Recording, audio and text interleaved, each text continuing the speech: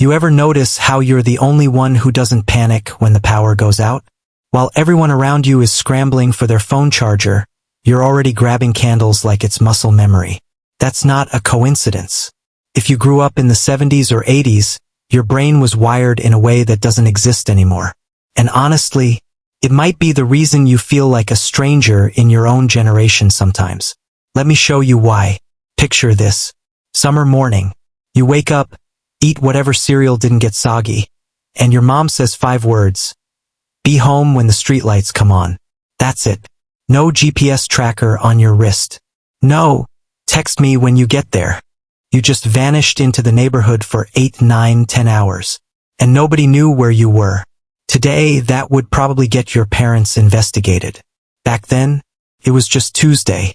But here's what actually happened during those unsupervised hours. Your brain learned something most people never develop anymore: true independence.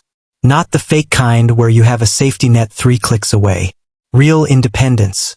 The kind where you get lost in the woods behind the grocery store and you have to figure out which way is north by looking at the sun. You didn't have a YouTube tutorial. You didn't have someone to call. You had your wits and whatever you remembered from that one camping trip 2 years ago. And you know what? You figured it out. Here's where it gets psychological.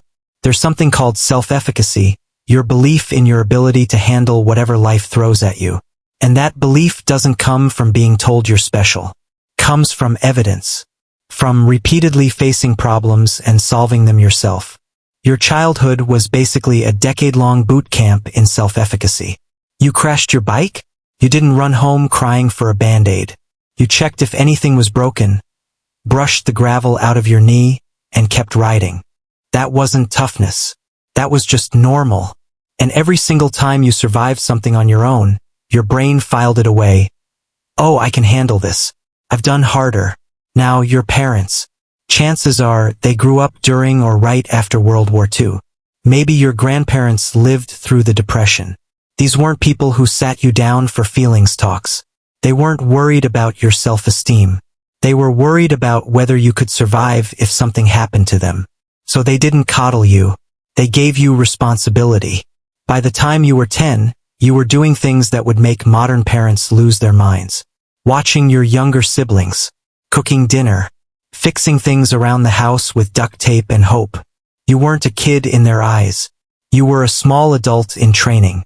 And here's the thing nobody talks about. That wasn't cruelty. That was preparation. Because they knew something we've forgotten. The world doesn't care if you're ready. It doesn't pause because you need more time to process your emotions. Life happens whether you're prepared or not. And the greatest gift they could give you was the ability to stand on your own 2 feet when it did. Let me tell you about boredom. Real boredom. The kind that doesn't exist anymore. You'd be sitting in your room on a Saturday afternoon with absolutely nothing to do. No phone to scroll. No streaming service with infinite options. Just you and the ceiling and the slow tick of the clock on the wall. And that feeling, that restless, itchy, uncomfortable boredom was actually building something in your brain. Creativity. Resourcefulness. The ability to generate your own entertainment. You'd take a cardboard box and turn it into a spaceship. You'd spend 3 hours building a fort out of couch cushions and blankets. You'd invent entire worlds with nothing but sticks and your imagination. And the beautiful part? Nobody told you how. There was no instruction manual. No step-by-step guide. You just figured it out because you had to. Because the alternative was staring at the wall until dinner. Compare that to today. A kid gets bored, they reach for a tablet. They don't have to create anything. They don't have to problem solve. They just consume.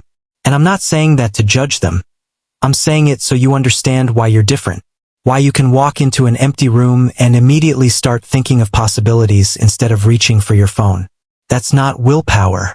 That's wiring. But here's the part most people miss. Failure. You failed constantly as a kid. You tried out for the team and didn't make it. You asked someone out and got rejected. You studied for a test and still got a C. And nobody threw you a parade for trying. There were no participation trophies. No everyone's a winner speeches. You just failed, felt bad for a day or two and moved on. Because that's what everyone did. And here's what that taught you. failure isn't fatal. It's information. It's feedback. You learned that the world doesn't end because you didn't succeed the first time. You learned that effort matters, but effort alone doesn't guarantee results. And most importantly, you learned to pick yourself up without needing someone to validate your feelings first. That emotional resilience, that ability to take a hit and keep moving, is rare now. Because we've built a world where people are protected from ever feeling the sting of failure. And when they finally do, they don't have the calluses you built up over years of falling down and getting back up. This is why people notice something different about you. That calmness. That steadiness. When everything's on fire and people are running in circles, you're the one who just starts dealing with it. No drama. No panique. Just okay, here's the problem, here's what we do. And people think that's some kind of superpower. It's not. It's pattern recognition. Your brain has been through chaos before. It's been lost, bored, hurt, rejected, and it survived every single time. So when the next crisis hits, your nervous system doesn't freak out. It just goes, oh, this again. We know how to do this. But here's where your generation is truly one of a kind. You're a bridge. You exist between two completely different worlds. You remember rotary phones. You remember having to wait until Sunday night to see your favorite show because if you missed it, it was just gone. You remember writing letters by hand and waiting weeks for a response. But you also adapted. You learned computers. You figured out the internet. You got a smartphone and didn't act like it was alien technology. You exist comfortably in both the analog past and the digital present. And that gives you something almost nobody else has: perspective. You know what life looks like without constant connectivity. You remember conversations where people actually looked at each other. You remember the value of patience because you lived in a world that forced you to wait. You couldn't skip the intro. You couldn't fast forward through the boring parts.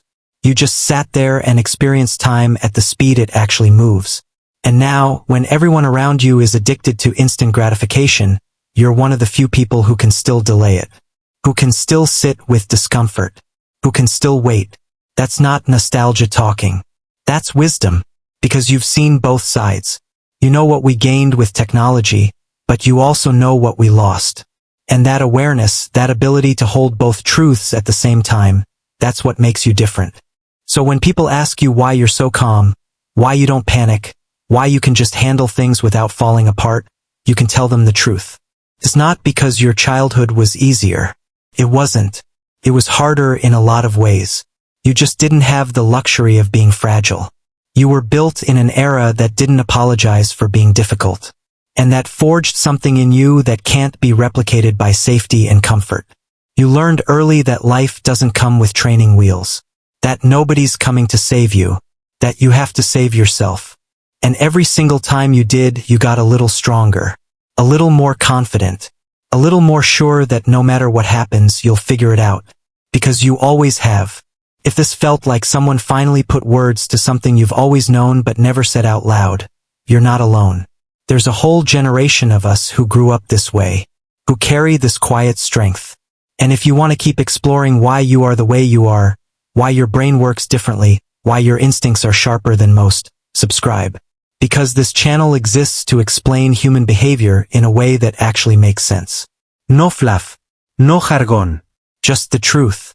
I'll see you in the next one.